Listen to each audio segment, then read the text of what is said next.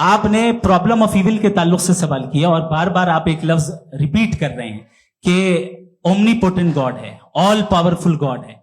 यही तो दरअसल समझना है कि गॉड का कॉन्सेप्ट क्या है। प्रॉब्लम ऑफ इविल जो है, प्रॉब्लम ऑफ इविल दर हकीकत दो असम्पशंस पर कायम है। अगर आप इन दो असम्पशंस को समझ जाएं तो ये प्रॉब्लम नहीं रहेगी, आर्ग्यूमेंट आपको समझ में आ जाएगी कि ये कोलैप्स कर जाता है।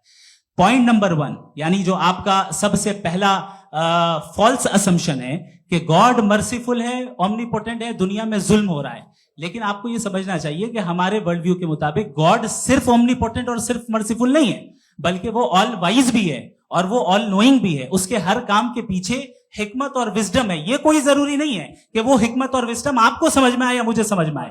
अगर आप जो समझ रहे हैं उसके मुताबिक आप फैसला कर रहे हैं, ये लिमिटेड पर्सपेक्टिव से आर्ग्यूमेंट है। और इस चीज को हम अपनी दुनिया में, अपने लाइफ में, डेली लाइफ में इस प्रिंसिपल को एक्सेप्ट करते हैं। हम जब किसी डॉक्टर के पास जाते हैं, डॉक्टर के पास जाकर वो अगर उसने हमें कोई दवाई दी है तो हम ये तो नहीं कहते कि जब तक आपके पास जितना नॉलेज और जितना विजडम नहीं है, आपने क्यों ये दवाई दी है, तब तक हम इस चीज को एक्सेप्ट नहीं करेंगे।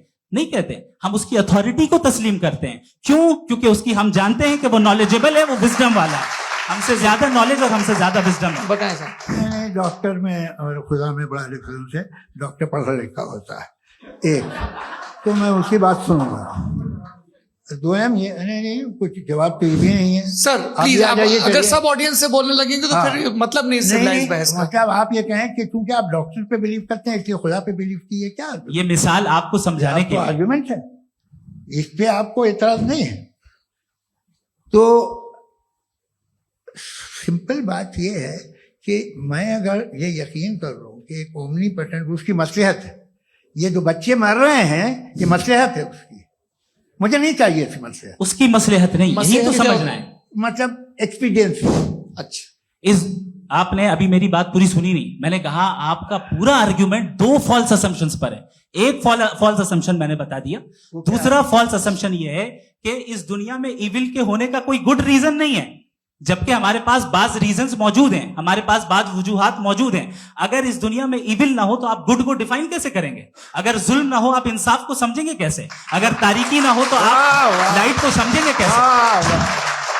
बहुत अच्छे। अभी और सुन लें, अभी और बाकी है। ये तो बात बहुत पसंद आई साहब मुझे कि जब तक रेप ना हो तब तक औरतों की इज्जत का ख्याल आपने मेरा जवाब पूरा सुना ही नहीं। जब तक के बच्चों का कत्ल ना किया जाए तब तक आपको बच्चों की मासूमियत की इज्जत। आपने पूरा जवाब सुना ही नहीं। क्या बात है।